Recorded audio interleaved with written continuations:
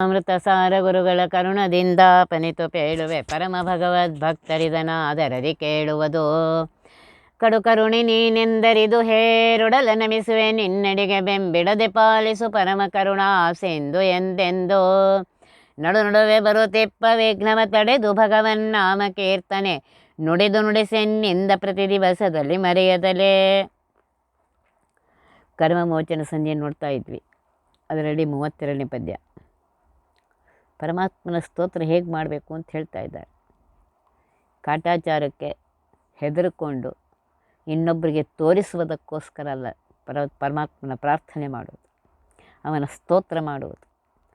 ಅನನ್ಯಗತಿಕನಾಗಿ ನೀನೇ ಸರ್ವೋತ್ತಮ, ನೀನೇ ಸರ್ವೋತ್ಕೃಷ್ಟ, ಸರ್ವಸ್ವಾಮಿ, ಮಮ ಸ್ವಾಮಿ ಆಗಿದ್ದೆ ಪರಮಾತ್ಮ, ನಿನಗೇ ಶರಣು ಬಂದಿದ್ದೇನೆ. ಅಪಾರ ಕರುಣಾ ಸಮುದ್ರನಾಗಿರುವಂತಹ ಪರಮಾತ್ಮ ನನ್ನ ಅಪಾರ ದೋಷಗಳನ್ನು ನಿವಾರಣೆ ಮಾಡಿ ನನ್ನ ಮೇಲೆ ಅನುಗ್ರಹ ಮಾಡಪ್ಪ ಅಂತ ಹೇಳಿ ಆ ಪರಮಾತ್ಮನ ಸ್ತೋತ್ರ ಮಾಡಬೇಕು.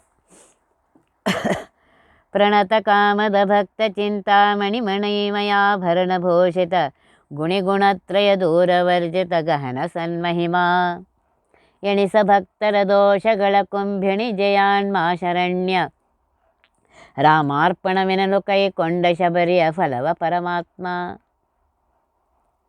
ಆ ಭಕ್ತಿಯಿಂದ ಶರಣು ಹೋಗಿ ನೀನೇ ನನಗೆ ಗತಿ ಅಂಥೇಳಿ ಅವನಿಗೆ ಹೋದಾಗ ಆಗ ಪರಮಾತ್ಮ ಕರ್ಮ ವಿಮೋಚನ ಸಂಧಿಯಲ್ಲಿ ಬಂದಿದೆ.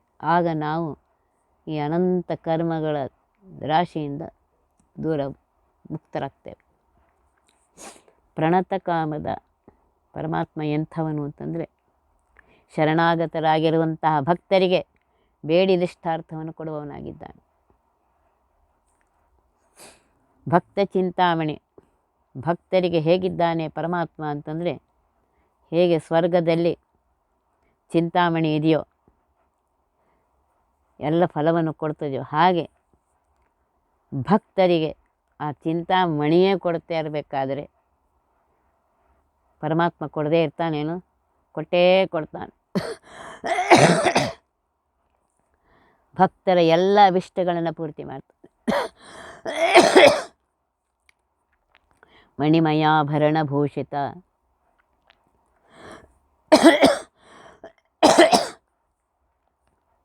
ಪರಮಾತ್ಮ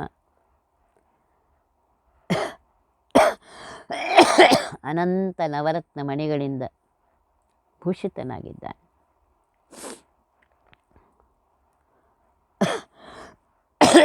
ಆಭರಣಗಳಿಂದ ಭೂಷಿತನಾಗಿದ್ದಾನೆ. ನೋಡ್ರಿ, ಬ್ರಹ್ಮನ ಅಭಿಧಾನವಾಗಿರುವಂತಹ ಕೌಸ್ತುಮಣಿಯನ್ನು ಧಾರಣ ಮಾಡಿದ್ದಾನೆ. ಪರಮಾತ್ಮನಿಗೆ ಇನ್ನೊಂದು ಮಣಿಯ ಅವಶ್ಯಕತೆ ಇಲ್ಲ. ತನ್ನ ಕಾಂತಿಯಿಂದಲೇ ಅವನು ಭೂಷಿತನಾಗಿದ್ದಾನೆ. ಆ ಮಣಿಗೆ ಅವನೇ ಆ ಪ್ರಭೆಯನ್ನು ತಂದು ಕೊಟ್ಟಿದ್ದಾನೆ. ಗುಣಿ ಅನಂತ ಜ್ಞಾನಾನಂದ ಗುಣಮಯನಾಗಿರುವಂತಹ ಪರಮಾತ್ಮ, ಗುಣದ ಸಾಗರನಾಗಿರುವಂತಹ ಪರಮಾತ್ಮ, ಗುಣತ್ರಯ ದೂರವರ್ಜಿತ, ಸತ್ವಾದಿ ತ್ರಿಗುಣಗಳಿಂದ, ಸತ್ವ ರಜ ತಮೋ ಗುಣಗಳಿಂದ ದೂರನಾಗಿದ್ದಾನೆ. ಅಂದರೆ ಪ್ರಕೃತಿ ಗುಣ ಸಂಬಂಧ ಇರದೇ ಇರುವವನಾಗಿದ್ದಾನೆ. ಗಹನ, ಇಷ್ಟಿದ್ದರೂ ಇವನನ್ನು ಪೂರ್ತಿಯಾಗಿ ಯಾರೂ ಯಾವ ಕಾಲದಲ್ಲೂ ಪೂರ್ತಿಯಾಗಿ ತಿಳಿಯಲು ಸಾಧ್ಯ ಇಲ್ಲ. ಆದ್ದರಿಂದ ಪರಮಾತ್ಮನಿಗೆ ಗಹನ ಅಂತ ಹೆಸರು. ಸನ್ಮಹಿಮ, ಸಮೀಚೀನವಾದ ಉತ್ಕೃಷ್ಟ ಮಹಿಮೆಯುಳ್ಳವನು ಆಗಿದ್ದಾನೆ.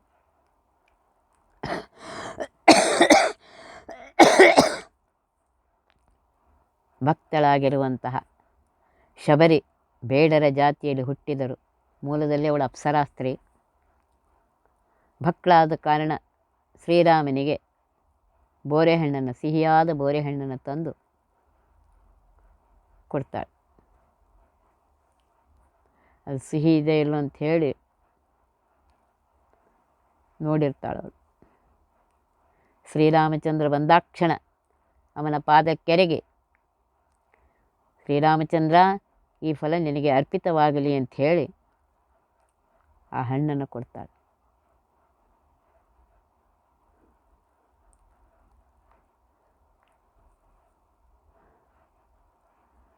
ಭಕ್ತಿಯಿಂದ ಕೊಟ್ಟಿದ್ದ, ಅದನ್ನು ಪರಮಾತ್ಮ ಸ್ವೀಕರಿಸಿದ್ದಾನೆ. ಕುಂಭಿಣಿ ಜಯಾಣ್ಮ, ಭೂಮಿಯಿಂದ ಹುಟ್ಟಿದಂತಹ ಸೀತಾದೇವಿಯ ಆಣ್ಮ ಪತಿದೇವರಾಗಿರುವಂತಹ ರಾಮಚಂದ್ರ ದೇವರೇ, ಶರಣ್ಯ, ನೀ ಎಂಥವನು ಅಂದರೆ ಪರಮಾತ್ಮ ಶರಣು ಹೊಕ್ಕಂತಹ ಭಕ್ತರನ್ನು ರಕ್ಷಣೆ ಮಾಡುವಂಥವನು.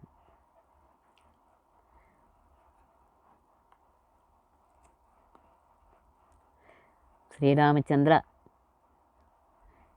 ಶಬರಿಯ ಅಪರಾಧವನ್ನು ಎಣಿಸದೆ, ಅದು ಸೀರಿಯಲ್ಲಂತ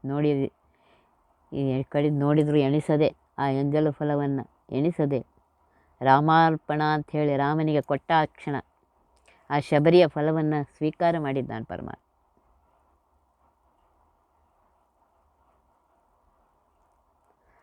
ಹಾಗಂತ ಹೇಳಿ ನಾವು ದೇವರ ನೈವೇದ್ಯಕ್ಕೆ ತಿಂದಿಡ್ತೀವಿ, ಸ್ವೀಕಾರ ಮಾಡ್ತಾನೆ ಮಾಡೋದಿಲ್ಲ, ನೆನಪಿಟ್ಕೊಳ್ಳಿ. ಇದು ಕೇವಲ ಈ ರೀತಿಯಾಗಿ ದೇವತೆಗಳು ಪ್ರಾರಬ್ಧ ಕರ್ಮ ಅನುಭವಿಸುವಂತಹ ದೇವತೆಗಳ ಅಪರಾಧ ಕ್ಷಮಾಪಣೆ ಹೊರತಾಗಿ ನಮ್ಮ ಅಪರಾಧವನ್ನು ಪರಮಾತ್ಮ ಕ್ಷಮಿಸುವುದಿಲ್ಲ. ನೀನು ಭಕ್ತಿಯಿಂದ ಕೊಟ್ಟಂತಹದನ್ನು ಪರಮಾತ್ಮ ಸ್ವೀಕಾರ ಮಾಡ್ತಾನೆ. ಹಾಗಂತ ಹೇಳಿ ತಿಂದ ಎಂಜಲನ್ನು ಶಾಸ್ತ್ರದಲ್ಲಿ ಹೇಳದೇ ಇರುವಂಥದ್ದನ್ನು ಕೊಡ್ಲಿಕ್ಕೆ ಹೋಗಬೇಡ್ರಿ. ಹೇಳಿದ್ದಾರೆ ಮತ್ತೆ ಆಯಿತು ನಾನು ಕೊಡ್ತೀನಿ ಎಂಜಲ್ ಮಾಡಿ ಅಂತ. ಇಲ್ಲ, ದೇವರ ನೈವೇದ್ಯಕ್ಕೆ ಇಡಬೇಕಾದ್ರೆ ನಮ್ಮಲ್ಲಿ ಇಷ್ಟು ಇದೆ, ಅದರ ಸುಗಂಧವನ್ನು ನೋಡಬಾರ್ದು ಅಂತಿದೆ. ನಾವು ಸಾಮಾನ್ಯ ಮನುಷ್ಯ ಆದ್ದರಿಂದ ಆ ಸುಗಂಧ ಬರ್ತಾ ಇರುತ್ತೆ, ಆದರೂ ಅದರ ಕಡೆ ಲಕ್ಷ್ಯ ಕೊಡದೆ ಸರಿಯಾಗಿ ನೈವೇದ್ಯವನ್ನು ಶಾಸ್ತ್ರಕ್ಕನುಸಾರವಾಗಿ ಯಾವ ಪದಾರ್ಥಗಳನ್ನು ನೈವೇದ್ಯ ತೋರಿಸ್ಬೇಕು ಅಂತ ಹೇಳಿದ್ದಾರೆ ಆ ಪದಾರ್ಥಗಳನ್ನು ತಯಾರು ಮಾಡಿ ದೇವರ ಮುಂದೆ ಮಂಡಲವನ್ನು ಮಾಡಿ ರಂಗೋಲಿಯನ್ನು ಹಾಕಿ ಪಾತ್ರೆಗಳನ್ನು ಹೇಳಿದ್ದಾರೆ ಯಾವ ಭಾಗಕ್ಕೆ ಪಾಯಸ ಇಡಬೇಕು, ಬಲಕ್ಕೆ ಪಾಯಸ ಇಡಬೇಕು, ಎಲ್ಲೆಲ್ಲಿ ಏನೇನಿಡು ಅನ್ನ ಇತ್ಯಾದಿಗಳು ಎಲ್ಲೆಲ್ಲಿ ಇಡಬೇಕು ಅಂತ ಹೇಳಿದ್ದಾರೆ. ಇದೇ ಹರಿಕಥಾಂಸಾರ ನೈವೇದ್ಯ ಪ್ರಕರಣ ಸಂಧಿಯಲ್ಲಿ ಹೇಳಿದ್ದಾರೆ. ಆ ರೀತಿಯಾಗಿ ಇಟ್ಟು ಪರಮಾತ್ಮ ನೀನೇ ಕೊಟ್ಟದ್ದು, ನನ್ನಲ್ಲಿದ್ದು ಮಾಡಿಸಿದವನು ನೀನೇ, ಆ ಭೋಜನ ಪದಾರ್ಥದಲ್ಲಿಯೂ ನೀನೇ ಇದೆಯಾ, ಕಣ ಕಣದಲ್ಲಿ ನೀನೇ ಇದೆಯಾ, ಅದು ನಿನಗೇ ಸರ್ವತ್ರ ವ್ಯಾಪ್ತನಾಗಿರುವಂತಹ ಪರಮಾತ್ಮ ನಿನಗೇ ಅರ್ಪಿತ. ಆ ಕರುಣಾ ಸಮುದ್ರನಾಗಿರುವಂತಹ ಪರಮಾತ್ಮ ನೋಡ್ರಿ, ಅವನಿಗೇನು ಕಡಿಮೆ ಇಲ್ಲ. 14 ಲೋಕಕ್ಕೆ ಸ್ವಾಮಿಯಾಗಿದ್ದಾನೆ, ಹಸಿವೆ ಇಲ್ಲ ನೀಡಕ್ಕೆ ನನಗೇನು ಬೇಕಾಗಿಲ್ಲ ಅಂತ ಅನ್ನೋದಿಲ್ಲ.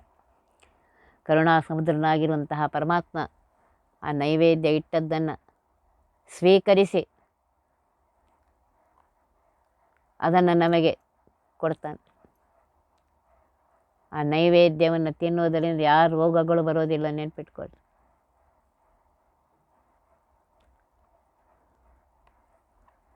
ಯಾವ ರೋಗಗಳು ಬರೋದಿಲ್ಲ. ಆದ್ದರಿಂದ ಸರಿಯಾಗಿ ಭಕ್ತಿಯಿಂದ ಸರಿಯಾಗಿ ತಿಳಿದುಕೊಂಡು ಪ್ರಾಮಾಣಿಕವಾಗಿ ಮಾಡಿ ಅದನ್ನು ಪರಮಾತ್ಮನಿಗೆ ಅರ್ಪಿಸಿದಾಗ ನೀನು ಕರ್ಮದಿಂದ ವಿಮೋಚನೆಗೊಳ್ತಿ. ನಿನ್ನ ಮನಸ್ಸಿಗೆ ಬಂದಂಗೆ ಮಾಡಿ, ನಾನು ಅಷ್ಟು ಮಾಡಿದ್ರೆ ದೇವ್ರ್ಯಾಕೆ ಇಷ್ಟು ಮಾಡಿದ್ದೀನಿ, ನಾನು ಎಷ್ಟು ಮಾಡಿದ್ರೆ ದೇವ್ರ್ಯಾಕೆ, ನೀ ಎಷ್ಟು ಮಾಡಿದ್ದೀನಿ ಅಂತ ನೋಡಿದ್ರೆ ಈಗ ಏನು ಕೊಟ್ಟಿದ್ದಾನೆ ಅದೇ ಹೆಚ್ಚು. ಇರಲಿಕ್ಕೆ ಎಲ್ಲರಿಗೂ ಮನೆ ಕೊಟ್ಟಿದ್ದಾನೆ, ತಿನ್ಲಿಕ್ಕೆ ಅನ್ನ ಕೊಟ್ಟಿದ್ದಾನೆ, ತೊಡ್ಲಿಕ್ಕೆ ಬಟ್ಟೆ ಕೊಟ್ಟಿದ್ದಾನೆ. ಇದು ಅವನ ಅನುಗ್ರಹನೇ. ಹಾಗಂಥೇಳಿ ಅವನು ಮರಿಬೇಡ. ನಿನ್ನ ಅನುಗ್ರಹದಿಂದ ನನಗಿದು ಸಿಕ್ಕಿದೆ ಪರಮಾತ್ಮ, ನಾನು ಮಾಡಿದ ಇದಕ್ಕೆ ಒಂದು ಅಗಳ ಅನ್ನ ಸಿಗಬಾರ್ದು, ಒಂದು ಹನಿ ನೀರು ಸಿಗಬಾರ್ದು. ನಿನ್ನ ಅನುಗ್ರಹದಿಂದ ಹೇಗೆ ಮಗು ಮಗುವಿಗೆ ತಾಯಿ ಕರೆದು ಊಟ ಮಾಡಿಸ್ತಾಳೆ. ಅದು ಹಠ ಮಾಡ್ತಾ ಇರುತ್ತೆ. ಹಾಗಂತೇಳಿ ಹೋಗಿ ನಡಿ ಅಂತೇಳಿ ಬಿಡ್ತಾಳೇನು. ಮತ್ತು ಅದಕ್ಕೆ ಸಮಾಧಾನ ಮಾಡಿ ತಿರುಗಾಡಿಸಿ ಓಡಾಡಿಸಿ ಎಲ್ಲ ಮಾಡಿಸಿ ಅದು ಕುಣಿಸ್ತಾಳೋ ಇಲ್ಲ. ಹಾಗೆ ಕರುಣಾ ಸಮುದ್ರನಾಗಿರುವಂತಹ ಪರಮಾತ್ಮ ನೀನು ಭಕ್ತಿಯಿಂದ ಸರಿಯಾಗಿ ವರ್ಣಾಶ್ರಮ ಧರ್ಮಗಳನ್ನು ಮಾಡುತ್ತಾ ಭಕ್ತಿಯಿಂದ ದೇವರು ಕೊಟ್ಟದರಲ್ಲಿ ಮಾಡಿದ್ದನ್ನು ಅವನಿಗೆ ಅರ್ಪಿಸಿದರೆ ಅದನ್ನು ಸ್ವೀಕಾರ ಮಾಡ್ತಾನೆ. ಆದ್ದರಿಂದ ಆ ರೀತಿಯಾಗಿ ಮಾಡಿ ಅವನಿಗೆ ಅರ್ಪಿಸು. ಬಲ್ಲೆರೆಂಬುವರಿಲ್ಲ ಈತನ ವಲ್ಲೆನೆಂಬುವರಿಲ್ಲ, ಲೋಕದೊಳಿಲ್ಲದಿಹ ಸ್ಥಳವಿಲ್ಲವೈ ಅಜ್ಞಾತ ಜನರಿಲ್ಲ. ಬೆಲ್ಲದಚ್ಚಿನ ಬೊಂಬೆಯಂದದಿ ಎಲ್ಲರೊಳಗಿರುತ್ತಿಪ್ಪ ಶ್ರೀಭೂ ನಲ್ಲ ಇವಗೆಣಗೆಲ್ಲ ಅಪ್ರತಿಮಲ್ಲ ಜಗಕ್ಕೆಲ್ಲ. ಈತನ ಸರ್ವೋತ್ತಮನಾಗಿರುವಂತಹ ಸರ್ವೋತ್ಕೃಷ್ಟನಾಗಿರುವಂತಹ ಸರ್ವಸ್ವಾಮಿಯಾಗಿರುವಂತಹ ಸಕಲಿಗರಿಗೆ ಬಿಂಬನಾಗಿರುವಂತಹ ಕಾಲರೂಪಿಯಾಗಿರುವಂಥ ಅನಂತ ಗುಣ ಪರಿಪೂರ್ಣನಾಗಿರುವಂತಹ ಈ ಪರಮಾತ್ಮನನ್ನು ಬಲ್ಲೆರೆಂಬುವರಿಲ್ಲ. ರಮಾಬ್ರಹ್ಮಾದಿ ದೇವತೆಗಳು ಸಂಪೂರ್ಣವಾಗಿ ತಿಳಿದಿಲ್ಲ ಅಂತ ಹೇಳ್ತಾರೆ. ಮಹಾಲಕ್ಷ್ಮೀ ದೇವಿ ಹೇಳ್ತಾಳೆ, ನೀನು ಅನಂತ ಗುಣದ ಸಮುದ್ರದ ಮಧ್ಯದಲ್ಲಿ ನಾನೊಂದು ಸಣ್ಣ ದೋಣಿಯಲ್ಲಿ ಕೂತಿದ್ದೇನೆ. ಯಾವ ಮಹಾಲಕ್ಷ್ಮೀ ದೇವಿ ಎಲ್ಲ ಕಾಲಕ್ಕೂ ಆ ಪರಮಾತ್ಮನ ಜೊತೆಗೆ ಇರ್ತಾಳೆಯೋ ಆ ಮಹಾಲಕ್ಷ್ಮೀ ದೇವಿ ಹೇಳ್ತಾಳೆ, ನೀನು ಅನಂತ ಗುಣದ ಸಮುದ್ರದ ಮಧ್ಯದಲ್ಲಿ ನಾವೊಂದು ಸಣ್ಣ ದೋಣಿಯಲ್ಲಿದ್ದೇನೆ. ನನಗೆ ಆ ದಡವು ಕಾಣಿಸ್ತಾ ಇಲ್ಲ, ಈ ದಡವು ಕಾಣಿಸ್ತಾ ಇಲ್ಲ. ಇನ್ನು ನಾವು ಏನೋ ಒಂದು 4 ಅಕ್ಷರ ಓದಿ 4 ಅಕ್ಷರ ಬರೆದು ಕೇಳಿ ನಾ ಎಲ್ಲ ಪರಮಾತ್ಮ ತಿಳ್ಕೊಂಡಿದ್ದೇನೆ. ಇಷ್ಟು ಮಾಡಿದ್ರೆ ದೇವ್ರ್ಯಾಕೆ ಹಿಂಗೆ ಮಾಡ್ತಾನೆ, ಅಷ್ಟು ಮಾಡಿದ್ರೆ ದೇವ್ರ್ಯಾಕೆ ಹಿಂಗೆ ಮಾಡ್ತಾನೆ ಅಂದ್ರೆ ಏನು ಮಾಡ್ಬೇಕು ಹೇಳ್ರು. ಆದ್ದರಿಂದ ಎಂದು ಈತನ ಒಲ್ಲೆನೆಂಬುವರಿಲ್ಲ. ಪರಮಾತ್ಮ ನಮಗೇನು ಬೇಡ ಅಂತ ಯಾರೂ ಅನ್ಲಿಕ್ಕೆ ಸಾಧ್ಯ ಇಲ್ಲ ಅನ್ನೋರು ಅವ್ರು ಮೂರ್ಖರು, ಮಹಾಮೂರ್ಖರು. ಯಾಕೆ ಅಂದ್ರೆ ಹೇಳ್ತಾರೆ, ಬೆಲ್ಲದಚ್ಚಿನ ಗೊಂಬೆಯಂದದಿ ಎಲ್ಲರೊಳಗಿರುತ್ತಿಪ್ಪ.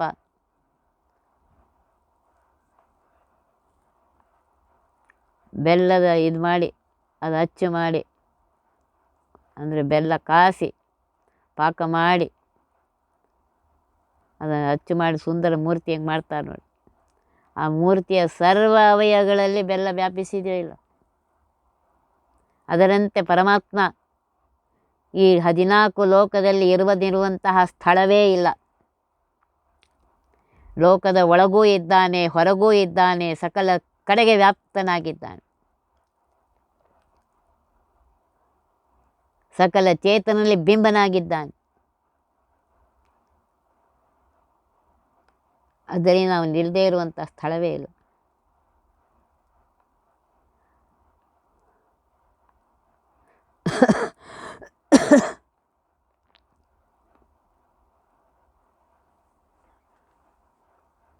ಅಜ್ಞಾತ ಜನವಲ್ಲ ಅಂತ ಹೇಳ್ತಾ ಇದ್ದಾರೆ. ಸರಿಯಾಗಿ ತಿಳ್ಕೊಳ್ರಿ. ತಿಳಿದುಕೊಂಡು ಮಾಡಿದಾಗ ಪರಮಾತ್ಮ ಸ್ವೀಕಾರ ಮಾಡ್ತಾರೆ. ಇವನಿಂದ ತೊಗೊಂಡ್ರೆ ನಮಗೇನು ಮಾಡಲಿಕ್ಕೆ ಅಂತಂದರೆ ಪರಮಾತ್ಮ ಸ್ವೀಕಾರ ಮಾಡೋದಿಲ್ಲ. ಅವನಿಂದ ನಮಗೇನಾಗಬೇಕಿದೆ ಎಲ್ಲ ನಾವೇ ಮಾಡ್ತಾ ಇದ್ದೀವಿ ಅಂದರೆ ಸ್ವೀಕಾರ ಮಾಡೋದಿಲ್ಲ.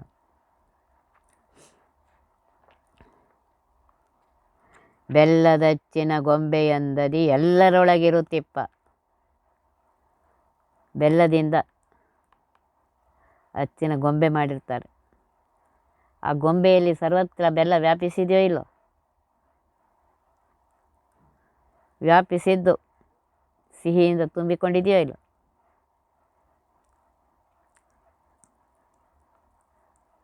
ಆ ಸಿಹಿದ್ದು ನೋಡಿ ಇರುವೆಗಳು ಹೇಗೆ ಓಡಿ ಬರ್ತಾವೆ ನೋಡಿ. ಅದೇ ರೀತಿಯಾಗಿ ಸಕಲ ಸುಖವನ್ನು ಅನುಭವಿಸುವಂತಹ ಸಿಹಿ ಸುಖವನ್ನು ಅನುಭವಿಸುವಂತಹ ಮುಮುಕ್ಷು ಜೀವಿಗಳಿಂದ ಪರಮಾತ್ಮ ಪೂರ್ಣವಾಗಿ ತಿಳಿಯದೇ ಇದ್ದರೂ ಅವರವರ ಯೋಗ್ಯತೆಯಂತೆ ಅವರಿಗೆ ತಿಳಿಯಲ್ಪಡ್ತಾನೆ. ಏಕೆಂದರೆ ಇಲ್ಲಿ ಹೇಳ್ತಾ ಇದ್ದಾರೆ, ಶ್ರೀ ಮಹಾಸಂಪತ್ಕರಳಾಗಿರುವಂತಹ ಪ್ರಕೃತಿಗೆ ಅಭಿಮಾನಿಯಾಗಿರುವಂತಹ ಲಕ್ಷ್ಮೀದೇವಿ ಭೂದೇವಿ ನಲ್ಲ ಅಂತ ಹೇಳ್ತಾರೆ. ಶ್ರೀಭೂ ಪತಿಯಾಗಿರುವಂತಹ ಪರಮಾತ್ಮ ಇವೇಣಿಗೆ ಎಣೆಯಿಲ್ಲ. ಈ ಪರಮಾತ್ಮನಿಗೆ ಈ ಜಗತ್ತಿನಲ್ಲಿ ಸರಿ ಯಾರೂ ಇಲ್ಲ. ಇನ್ನು ಹೆಚ್ಚಿನವರಂತೂ ಪ್ರಶ್ನೆ ಹೇಳೋದೇ ಇಲ್ಲ, ಯಾರೂ ಇಲ್ಲವೇ ಇಲ್ಲ. ಎಲ್ಲರೂ ಅವನಿಗಿಂತ ಕಡಿಮೆಯಾಗಿದ್ದಾರೆ. ಅಪ್ರತಿಮಲ್ಲ, ಮಹಾಸಮರ್ಥನಾಗಿದ್ದಾನೆ, ಜಗತ್ತಿಗೆ ಸ್ವಾಮಿಯಾಗಿದ್ದಾನೆ, ಸರ್ವೋತ್ತಮನಾಗಿದ್ದಾನೆ ಪರಮಾತ್ಮ ಅಂತ ತಿಳಿದುಕೊಂಡು ಆ ಪರಮಾತ್ಮನ ಸ್ಮರಣೆಯನ್ನು ಮಾಡು, ಸ್ತೋತ್ರವನ್ನು ಮಾಡು, ಪೂಜೆಯನ್ನು ಮಾಡು. ಆಗ ನಿನ್ನನ್ನು ಕರ್ಮದಿಂದ ವಿಮೋಚನೆಗೊಳಿಸ್ತಾನೆ. ಅವನೇ ಆತ್ಮ ಅಂತ ಅನ್ಸ್ಕೊಳ್ತಾನೆ, ಅತ್ಯಂತ ಪ್ರೀತ್ಯಾಸ್ಪದನಾಗಿದ್ದಾನೆ, ಸುಹೃತ್ ಅಂತ ಅನ್ಸ್ಕೊಳ್ತಾನೆ. ಹೃದಯ ಮಂದಿರದಲ್ಲಿ ಇದ್ದುಕೊಂಡು ನಮ್ಮನ್ನು ರಕ್ಷಣೆ ಮಾಡ್ತಾ ಇದ್ದಾನೆ. ದೇಶ ಕಾಲ ಗುಣ ಕೃತಿ ಪರಿಚ್ಛೇದ ರಹಿತನಾಗಿದ್ದಾನೆ. ದೇಶದಲ್ಲಿ ಸರ್ವತ್ರ ವ್ಯಾಪ್ತನಾಗಿದ್ದಾನೆ, ಅದರಿಂದ ಬೇರೆಯಾಗಿದ್ದಾನೆ. ಕಾಲದಲ್ಲಿದ್ದಾನೆ, ಅದರಿಂದ ಬೇರೆಯಾಗಿದ್ದಾನೆ. ತ್ರಿಗುಣಗಳಲ್ಲಿಯೂ ಇದ್ದಾನೆ, ಅದರಿಂದ ಬೇರೆಯಾಗಿದ್ದಾನೆ. ಹೀಗೆ ಪರಮಾತ್ಮ ಎಲ್ಲದರಲ್ಲಿ ವ್ಯಾಪ್ತಾಗಿ ಅವನಿಂದ ಬೇರೆಯಾಗಿದ್ದಾನೆ, ಸರ್ವಜ್ಞನಾಗಿದ್ದಾನೆ, ಸರ್ವತ್ರ ವ್ಯಾಪ್ತನಾಗಿದ್ದಾನೆ. ಅವನ ಸಮರು ಯಾರೂ ಇಲ್ಲ, ಅಧಿಕರಂತೂ ಪ್ರಶ್ನೆ ಹೇಳೋದೇ ಇಲ್ಲ, ಸಮಾಧಿಕರಹಿತನಾಗಿದ್ದಾನೆ ಎಂದು ವಿಶೇಷಣಗಳಿಂದ ಇಲ್ಲಿ ದಾಸರು ಆ ಪರಮ ಶ್ರೀಭೂ ದುರ್ಗಾ ರಮಣನಾಗಿರುವಂತಹ ಆ ಪರಮಾತ್ಮನ ಸ್ತೋತ್ರವನ್ನು ಮಾಡ್ತಾ ಇದ್ದಾರೆ. ಆದ್ದರಿಂದ ಆ ಪರಮಾತ್ಮನನ್ನು ಸರಿಯಾಗಿ ಕರ್ಮ ವಿಮೋಚನ ಸಂಧಿಯಲ್ಲಿ ಬಂದಿದೆ ಪದ್ಯ. ಹೀಗೆ ತಿಳಿದುಕೊಂಡು ಸರ್ವೋತ್ತಮನಾಗಿದ್ದೆ, ಸರ್ವೋತ್ಕೃಷ್ಟನಾಗಿದ್ದೆ, ಸರ್ವಸ್ವಾಮಿಯಾಗಿದ್ದೆ, ಇಂತಹ ಪರಮಾತ್ಮ ನೀನೇ ನನ್ನ ಸ್ವಾಮಿಯಾಗಿದ್ಯಪ್ಪ, ನನ್ನ ಹೃದಯ ಮಂದಿರದೊಳಗೂ ಇದ್ದೆ, 14 ಲೋಕದಲ್ಲಿ ವ್ಯಾಪ್ತನೂ ಆಗಿದ್ದೆ, ಎಲ್ಲ ಜೀವರ ಒಳಗೆ ಹೊರಗೆ ನೀನೇ ಇದ್ದೆ. ಎಲ್ಲ ಜೀವರ ಅವರವರ ಗುಣ ಅವರವರ ಕರ್ಮಕ್ಕನುಸಾರವಾಗಿ ಅವರಿಗೆ ಏನು ಭೋಗಗಳನ್ನು ಯಾವ ಕಾಲಕ್ಕೆ ಎಷ್ಟು ಕೊಡಬೇಕಷ್ಟು ಕೊಡ್ತಾ ಇದ್ದೀಯಪ್ಪ ಪರಮಾತ್ಮ ಅಂಥೇಳಿ ಯಾವಾಗಲೂ ಆ ಸ್ಮರಣೆಯನ್ನು ಅವನ ಸ್ಮರಣೆಯನ್ನು ಮಾಡ್ತಾಯಿರು. ಶಬ್ದಗೋಚರ ಶಾರ್ವರೇಕರ ಅಬ್ಧವಾಹನ ನನುಜಯದು ವಂಶಾಬ್ಧಿ ಚಂದ್ರಮ ನಿರುಪಮ ಸುನ್ನಿಸ್ಸೀಮ ಸಮಿತ ಸಮ ಲಬ್ಧನಾಗುವ ತನ್ನವಗೆ ಪ್ರಾರಬ್ಧ ಕರ್ಮಗಳುಣಿಸಿ ತೀವ್ರದಿ ಕ್ಷುಬ್ಧ ಪಾವಕನಂದ ಬಿಡದಿಪ್ಪನು ದಯಾಸಾಂದ್ರ. ಶಬ್ದಗೋಚರ ಪರಮಾತ್ಮ ವೇದ ಪ್ರತಿಪಾದ್ಯನಾಗಿದ್ದಾನೆ. ಅವರವರ ಯೋಗ್ಯತೆಯಂತೆ ವೇದಗಳಿಂದಲೇ ಗೋಚರನಾಗಿದ್ದಾನೆ. ಅಂದರೆ ಕಣ್ಣಿಗೆ ಕಾಣುವನಾಗಿದ್ದಾನೆ, ತಿಳಿಯಲಿಕ್ಕೆ ಶಕ್ಯನಾಗಿದ್ದಾನೆ. ಶಾರ್ವರೀಕರ, ಶಾರ್ವರಿ ಎಂದರೆ ರಾತ್ರಿಯನ್ನು ಬೆಳಗುವಂತಹ ಚಂದ್ರ. ಹೇಗೆ ಕತ್ತಲೆಯನ್ನು ಅಡಗಿಸಿ ಬೆಳಕನ್ನು ಕೊಡ್ತಾನೆಯೋ ಹಾಗೆ ಪರಮಾತ್ಮ ಸಜ್ಜನರ ಅಜ್ಞಾನವನ್ನು ಕಳೆದು ಆನಂದವನ್ನು ಕೊಡುವಂತಹ ಚಂದ್ರಮನಾಗಿದ್ದಾನೆ. ಅಬ್ಧವಾಹನ ನನುಜ, ಅಬ್ಧ ಅಂದರೆ ಮೇಘವಾಹನ ಆಯಿತು, ಮೋಡ ವಾಹನವೇ ಆಗಿರುವಂತಹ ಮೇಘವಾಹನನಾದಂತಹ ಇಂದ್ರದೇವರಿಗೆ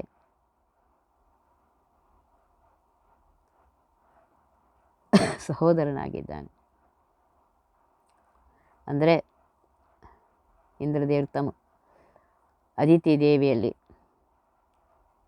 ಅವತಾರವನ್ನು ತೆಗೆದುಕೊಂಡ ಉಪೇಂದ್ರ ಅಂಥೇಳಿ ಸಜ್ಜನರಿಗೆ ಸುಜ್ಞಾನ ವೃಷ್ಟಿಯನ್ನು, ಸುಜ್ಞಾನದ ಮಳೆಯನ್ನೇ ಕರೆಯುವನಾಗಿದ್ದಾನೆ. ಅಂದರೆ ವೇದವಾಕ್ಯಗಳಂತೆ ವೇದದಲ್ಲಿ ಹೇಳಿದಂತೆ ನಿನ್ನ ವರ್ಣಾಶ್ರಮ ಧರ್ಮವನ್ನು ಮಾಡುತ್ತಾ ಆ ರೀತಿಯಾಗಿ ಹರಿ ಸರ್ವೋತ್ತಮ ವಾಯು ಜೀವೋತ್ತಮ ಅಂತ ತಾರತಮ್ಯ ಜ್ಞಾನವನ್ನು ತಿಳಿದುಕೊಂಡು ಪ್ರತಿ ಕ್ಷಣಕ್ಕೂ ಸರ್ವತ್ರ ವ್ಯಾಪ್ತನಾಗಿರುವಂತಹ ಆ ಪರಮಾತ್ಮನನ್ನು ಸ್ತೋತ್ರ ಮಾಡ್ತಾ ಇದ್ದರೆ ಅಜ್ಞಾನವನ್ನು ಕಳೆದು ಪರಮಾತ್ಮ ಆನಂದಕರನಾಗಿ ಸುಜ್ಞಾನದ ಮಳೆಯನ್ನೇ ಕರೀತಾನಂತೆ. ಯದುವಂಶಾಬ್ಧಿ ಚಂದ್ರ, ಯದುಕುಲವೆಂಬ ಸಮುದ್ರಕ್ಕೆ ಚಂದ್ರಮನಾಗಿದ್ದಾನೆ. ಅಂದರೆ ಚಂದ್ರದ ಉದಯ ಕಾಲದಲ್ಲಿ, ಚಂದ್ರೋದಯ ಕಾಲದಲ್ಲಿ ಸಮುದ್ರ ಉಕ್ಕಿ ಏರುತ್ತಂತೆ. ಯದುಕುಲದ ಚಂದ್ರ, ಯದುಕುಲದಲ್ಲಿ ಶ್ರೀಕೃಷ್ಣ ಅವತರಿಸಲು ಜಗತ್ತಿಗೆ ಬಂದ ಆಪತ್ತುಗಳನ್ನು ಪರಿಹಾರ ಮಾಡಿ, ದುಷ್ಟರ ಸಂಹಾರ ಮಾಡಿ, ಶಿಷ್ಟರ ಪಾಲನೆ ಮಾಡಿದೆನು.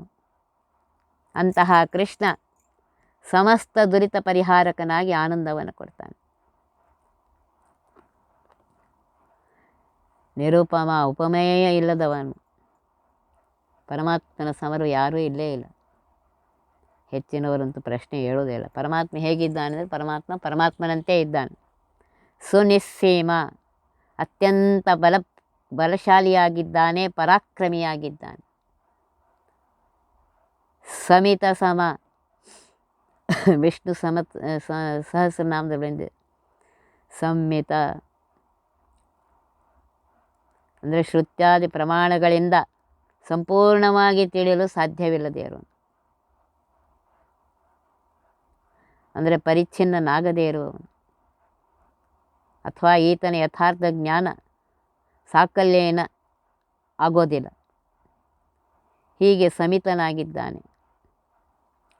ಸಮಹ ಅಂದರೆ ನಾನಾ ಥರದ ಯೋನಿ ಜೀವರಿದ್ದರೂ ಆ ವಿಚಿತ್ರ ಜೀವಿಗಳಲ್ಲಿ ಅಂತರಾತ್ಮನಾಗಿರುವ ಒಂದೇ ರೂಪದಿಂದ ಇರುವಂತಹ ಪರಮಾತ್ಮನಿಗೆ ಸಮ ಅಂತ ಹೆಸರು. ಎಲ್ಲರಲ್ಲೂ ಅದೇ ಪರಮಾತ್ಮನೇ ಇದ್ದಾನೆ. ಪರಮಾತ್ಮನಿಗೆ ಶತ್ರು ಮಿತ್ರ ಪಕ್ಷಪಾತ ಇಲ್ಲದವನಾರಿಂದ ಸಮ ಅಂತ ಹೆಸರು. ಭಾಗವತದಲ್ಲಿ ಬಂದಿದೆ, ಸಮಃ ಪ್ರಿಯ ಸುಹೃತ್ ಬ್ರಹ್ಮನ್ ನಾಸ್ಯ ಭಕ್ತೋ ಪ್ರಿಯೋ ದ್ವೇಷೋ ನ ಚಾಭಕ್ತ್ಯೋಪಿ ಯತ್ಪ್ರಿಯ ಕಿಂ ತು ಭಕ್ತ್ಯನುಸಾರೇಣ ಫಲದೋತಃ ಸಮೋ ಹರಿಹಿ. ಪದ್ಮಪುರಾಣದಲ್ಲಿ, ಸ್ಕಂದ ಪುರಾಣದಲ್ಲಿ, ಭಾಗವತ ಎಲ್ಲ ಕಡೆ ಬಂದಿದೆ. ಹೀಗೆ ಪರಮಾತ್ಮನ ಆನಂದ ಗುಣಾತಿಶಯಗಳನ್ನು, ಸದ್ಗುಣಾತಿಶಯಗಳನ್ನು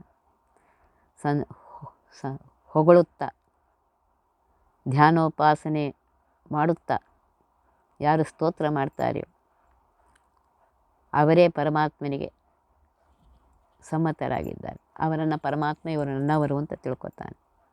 ಇಂತಹ ತನ್ನವರಿಗೆ, ಇಂತಹ ನಿಜ ಭಕ್ತನಿಗೆ ಪ್ರಾರಬ್ಧ ಕರ್ಮಗಳು ಉಣಿಸಿ ಲಬ್ಧನಾಗುವ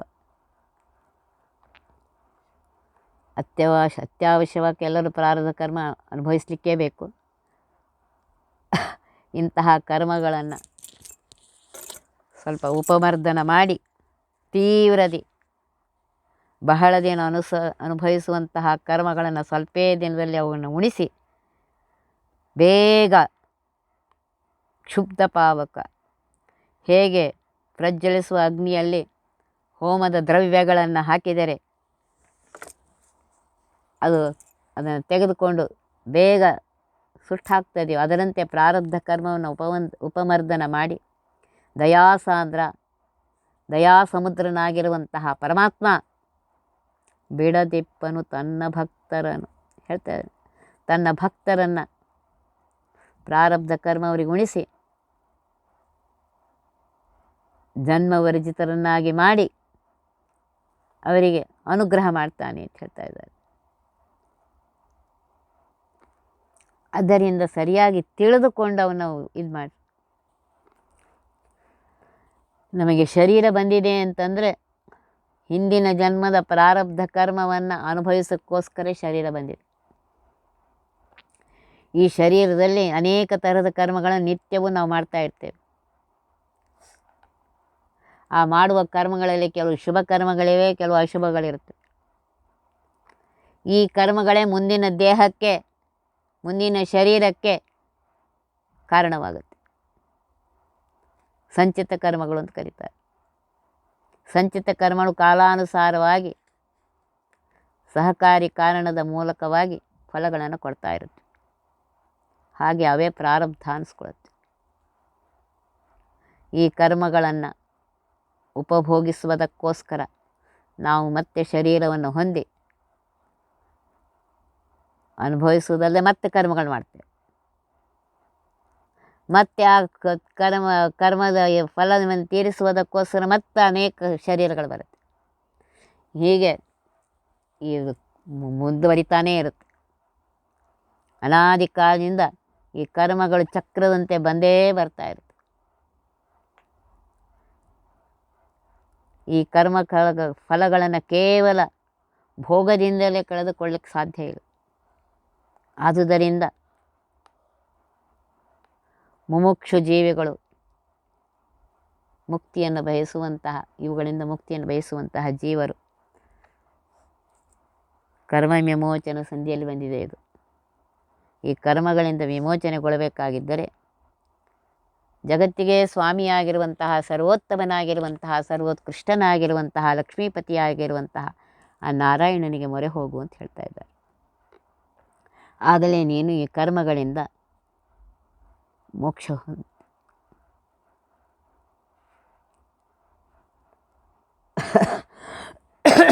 ಅನ್ನೋದನ್ನು ಹೇಳ್ತಾರೆ. ಇದರ ವಿವರಣೆಯನ್ನು ನಾಳಿನ ದಿವಸ ನೋಡೋಣಂತೆ.